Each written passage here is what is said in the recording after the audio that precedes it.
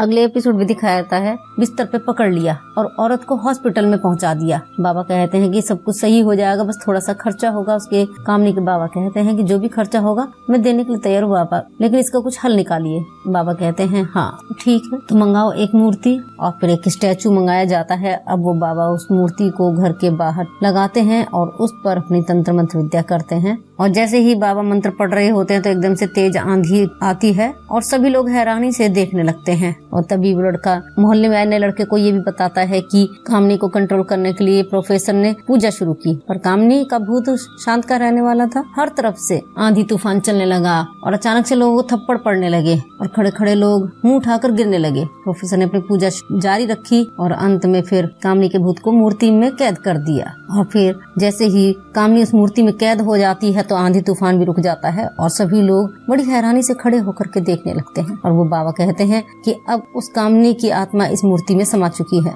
लेकिन खतरा भी टला नहीं है। अब उन दोनों लड़कों में से वही एक लड़का कहता है कि लेकिन गुरुजी आपने तो कहा था कि कामनी की आत्मा इस मूर्ति में समा गई है, फिर खतरा टला क्यों नहीं? बाबा कहते हैं कि कामनी की हवस के पीछे उसकी प्यार की इच्छा थी। वो सच्चा प्यार पाना चाहती थी जो उसे जीते जी कभी नहीं मिला। अगर कोई भी आदमी इसकी मूर्ति के आगे अपने प्यार का इजहार करेगा तो उसकी आत्मा आजाद हो जाएगी। अब सभी लड़के सहम जाते हैं और फिर वो लड़के अपने वर्तमान में लौट करके उस लड़के को ये भी बताते हैं कि पिछले 5 साल से ये मूर्ति यहीं पर खड़ी है। और दूसरा लड़का कहता है कि पिछले 5 सालों से कामनी ने कोई उपद्रव भी नहीं किया, वो आत्मा इस मूर्ति में कैद है। अब मोहल्ले का नया लड़का जो आया होता है वो जोर से उनकी बातों पर हंसने लगता है और पीछे खड़ी लड़की ये सारी बातें सुनती है जो उसके बराबर वाले मकान में रहती है। अब मोहल्ले का नया लड़का कहता है कि अरे इतनी कामुक भूतनी जो किसी के साथ भी सो जाती हो, उसे इस तरह से कैसे कैद कर सकते हो और उसे ये सब करवाने की क्या जरूरत थी, उसके साथ तो मजे लिए जा सकते थे। इतना कहकर वो हंसता है। तभी उनमें से एक लड़का कहता है कि तुझे ये कहानी झूठ लग रही है। वो मोहल्ले का नया लड़का कहता है हाँ बिल्कुल एकदम झूठ है, बकवास है, आजकल के जमाने में भूत वूत कहाँ होते हैं। अब वो दोनों लड़के कहते हैं कि अरे भाई तुम्हें नहीं मालूम है कि हमारे साथ में क्या क्या हुआ है।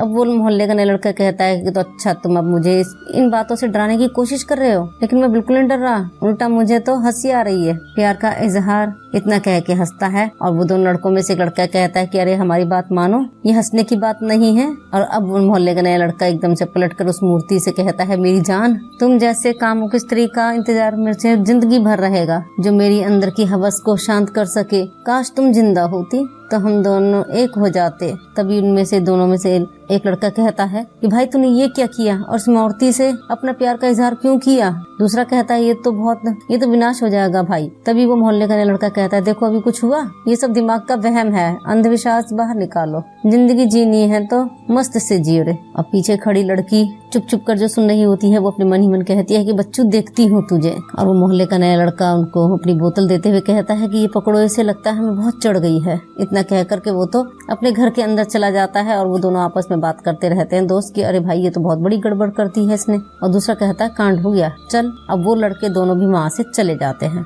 और उस मूर्ति में से आंखों में लाइट जलने लगती है। और फिर वो लड़का घर का जैसे ही दरवाजा बंद करके अंदर जाता है तब एक लड़की आती है जो दरवाजा खटखटाती है। लड़का पलटकर दरवाजा खोलता है और उससे कहता है कि समीरा तुम? समीरा कहती है कैसे हो अरुण? अरुण कहता है मैं तो अच्छा हूँ, लेकिन तुम यहाँ क्या कर रहे हो? समीरा कहती है कि तुम इतने घबराए हुए क्यों हो? अरुण कहता है घबराया नहीं, लेकिन इस वक्त इतनी रात तुम यहाँ क्या कर रही हो? समीरा कहती है मैं तुमसे यहाँ शादी करने आई हूँ। अरुण कहता है शादी? लेकिन हम एक दूसरे को अच्छी तरह से जानते भी नहीं और शादी की बात कर रही हो तुम? समीरा उसके शर्ट को पकड़ते हुए कहती है कि बिना जाने पहचाने प्यार का इजहार कर बैठे। अरुण कहता है प्यार का इजहार ये कब किया? तभी समीरा कहती है कि अभी तो तुम इस मूर्ति के सामने प्यार का इजहार कर रहे थे और इतनी जल्दी भूल भी गए। फिर उसे याद आता है कि हाँ मैंने अभी तो उस स्टैचू के सामने बोला था कि मुझे तुम जैसी कामुक स्त्री का इंतजार सारी जिंदगी से था जो मेरे अंदर की हवस के आग को शांत कर सके। काश तुम जिंदा होती, हम दोनों मिलकर एक हो जाते। इतने में समीरा कहती है कि मैं वही कामनी हूँ जिसके सामने तुम अभी प्यार का इजहार कर रहे थे। अरुण कहता है कामनी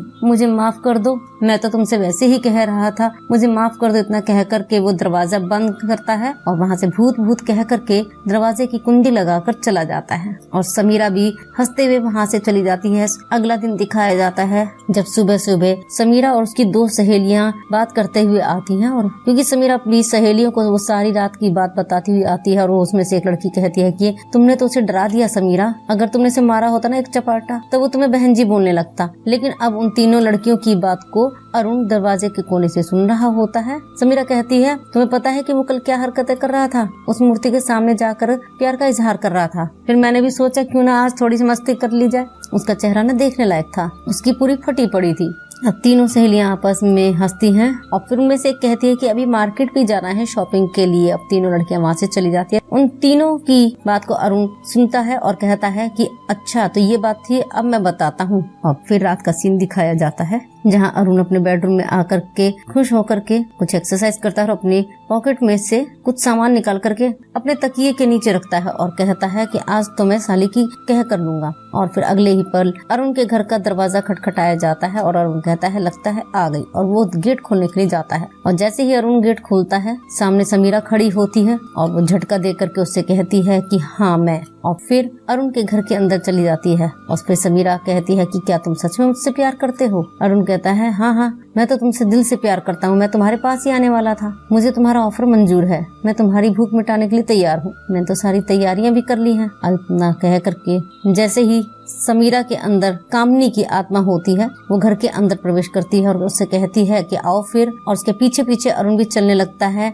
और समीरा अपनी जैकेट उतार के जैसे ही फेंकती है तो वो अरुण कैच कर लेता है और कहता है कि आज तो मेरी लॉटरी लग गई। और अरुण घर का दरवाजा भी बंद नहीं करता है और अंदर चला जाता है। उधर अंधेरी रात दिखाई जाती है और अब अरुण अपने बेडरूम में होता है जहाँ समीरा भी होती है और अब दोनों प्यार करने लगते हैं। और अब समीरा और अरुण का प्यार कंप्लीट होता है। अरुण और समीरा जब आपस में प्यार कर रहे होते हैं और फिर प्यार कंप्लीट होता है तो समीरा और अरुण एक दूसरे के सामने खड़े होते हैं और समीरा की आंखों से एक ऐसा जादू सा होता है कि अरुण वहीं पर स्टैचू सा बना खड़ा रह जाता है और फिर समीरा के पीछे पीछे भी चलने लगता है। और फिर उसके बाद में अगला सीन दिखाया जाता है जहाँ पर वही दोनों दोस्त अगले दिन सुबह सुबह घूमते हुए उस घर की तरफ आते हैं जहाँ अरुण रहता है। तभी उनमें से एक दोस्त कहता है कि मैं यार कामनी के बारे में सोच रहा हूँ, कहीं कोई कांड तो नहीं हो गया। तभी दूसरा कहता है कि आज तो मैंने फोन किया था, जिंदा था, उसका कोई कांड नहीं हुआ। उसमें से पहला लड़का कहता है कि इसका मतलब ये कि कामनी की मूर्ति में से कामनी की आत्मा तो बाहर नहीं निकली ना। दूसरा दोस्त कहता है नहीं कुछ नहीं हुआ। इतने में फिर दूसरा कहता है कि अरे फिर वो है कहाँ? और जैसे ही वो उसके घर के दरवाजे की तरफ देखते हैं तो दरवाजा खुला हुआ होता है और जैसे ही वो अरुण समीरा के साथ में घर से बाहर निकलता हुआ आता है तभी वो दोनों लड़के इसको देखते हुए कहते हैं कि अरे उस अरुण के साथ में ये लड़की कौन आ रही है? तभी कहते अरे ये तो समीरा लग रही है। तभी दोनों दोस्त कहते हैं कि अरे बाप रे ये तो समीरा है और इसने रात में कांड कर दिया। अब समीरा और अरुण दोनों एक दूसरे का हाथ पकड़े हुए होते हैं। तभी दोनों दोस्त अरुण को कहते हैं कि जय हो गुरुदेव। अरुण कहता है क्या हुआ भाई लोगों? और कहता है कि मिलो हमारी गर्लफ्रेंड से, हमने शादी करने का फैसला किया और डेट भी फिक्स कर ली है और कल ही कर रहे हैं शादी। और अब दोनों दोस्त समीरा की नजरों को पहचानते हुए कहते हैं कि अरे यार ये तो भूतनी है, चल भागे यहाँ से। इतना कह करके वो भाग जाते हैं और अरुण वहाँ पर समीरा से कहता है कि डार्लिंग ये भाग क्यों गए? अब समीरा हाथ फेरते हुए इस चेहरे पर कहती है कि शादी है ना, उसकी ही तैयारी में गए हैं। इतने में अगला सीन दिखाया जाता है जहाँ पर वो दोनों दोस्त बाहर आकर के कहते हैं कि यार एक गजब हो गया है, भूतनी आजाद हो गई है। अब दूसरा लड़का कहता है कि इसका मतलब मोहल्ले की हर दिन सुहाग रात। और इसी के साथ में ये एपिसोड यहाँ खत्म होता है। हम फिर मिलेंगे अगले एपिसोड में, तब तक के लिए नमस्कार, धन्यवाद।